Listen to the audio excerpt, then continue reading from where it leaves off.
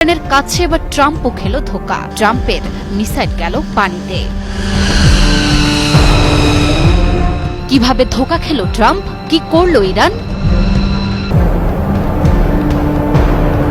ইরানের ৩টি পারমাণবিক কেন্দ্র লক্ষ্য করে হামলা চালিয়েছে যুক্তরাষ্ট্র। দেশটির president Donald Trump ২২ June Bangladesh সময় সকাল 6:45টার দিকে এই তথ্য জানান। তিনি সামাজিক মাধ্যম ট্রুথে লিখেছেন, আমরা ইরানে পারমাণবিক কেন্দ্রতে সফলভাবে হামলা সম্পন্ন করেছি, যার মধ্যে আছে ফর্দো, নাতানজ এবং ইস্পাহান। হামলায় অংশ নেওয়া সব বিমান এখন ইরানি আকাশসীমার বাইরে রয়েছে।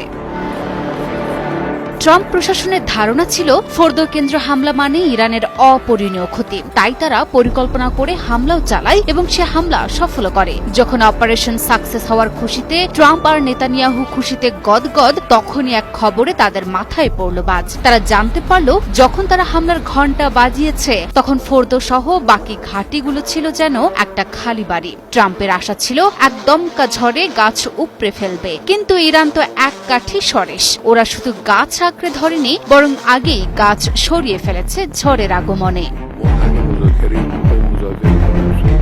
যুক্তরাষ্ট্র ভেবেছিল এক আঘাতে ইরানের নিউক্লিয়ার স্বপ্ন চুরমার করবে, কিন্তু ইরান প্রমাণ করে দিল ওরা শুধু প্রতিক্রিয়াশীল না, ওরা আগাম পদক্ষেপে পারদর্শী। ইরানি পার্লামেন্ট স্পিকারের উপদেষ্টা মাহাদি মোহাম্মদী স্পষ্ট জানিয়ে দিলেন, ইরান অনেক আগেই বুঝে গিয়েছিল বড় কিছু আসছে। তাই সম্ভাব্য হামলার আশঙ্কায় ফোর্দো কেন্দ্র সহ বাকি কেন্দ্রগুলো একেবারেই খালি করে ফেলেছে, যার কারণে যুক্তরাষ্ট্রের কোটি কোটি ডলারের মিসাইল আর বোমা বিলের মধ্যে বাঘ মারতে গিয়ে বিড়াল মেরে ঘরে ফিরল।